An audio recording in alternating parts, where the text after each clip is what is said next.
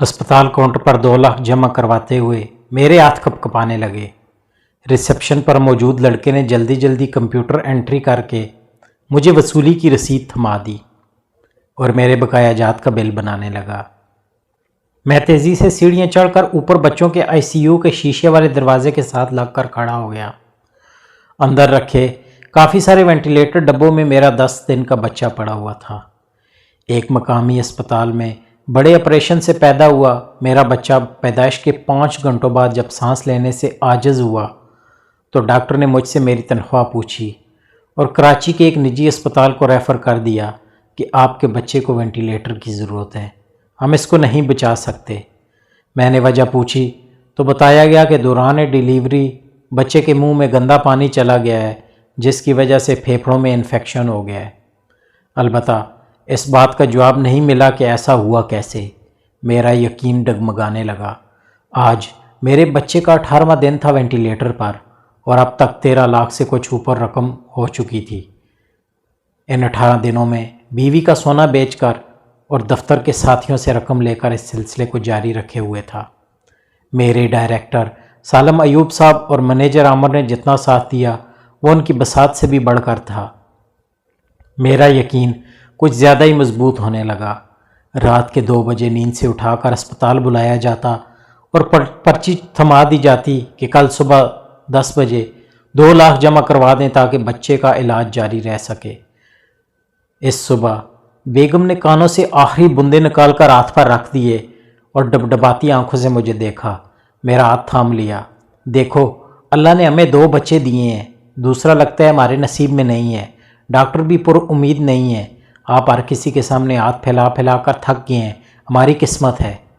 मेरे दिल पर जैसे छुरियां चल गईं। मेरी आवाज़ खोखली थी। क्या मतलब है आपका? बच्चे को मरने दूं? यकीन फिर डगमगाने लगा।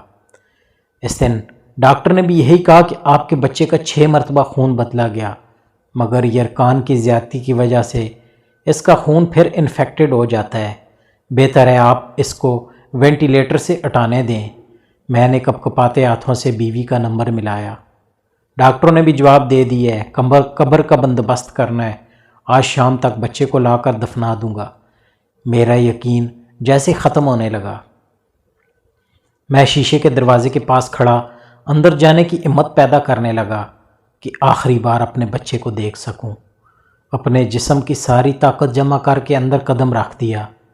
सामने शीशे के बॉक्स में मेरा बच्चा बेसुध पड़ा हुआ था। बच्चा क्या था? बस हड्डियों का एक ढांचा था। उसके मुंह और नाक में नालियां लगी हुई थीं। दोनों हाथों में कैनोला लगा हुआ था। मैं आखिरी बार उसको देखने लगा। बेटा, मुझे माफ़ कर दो, मेरी अब बस हो गई है। मैं अपने बच्चे से माफ़ी मांगने लगा।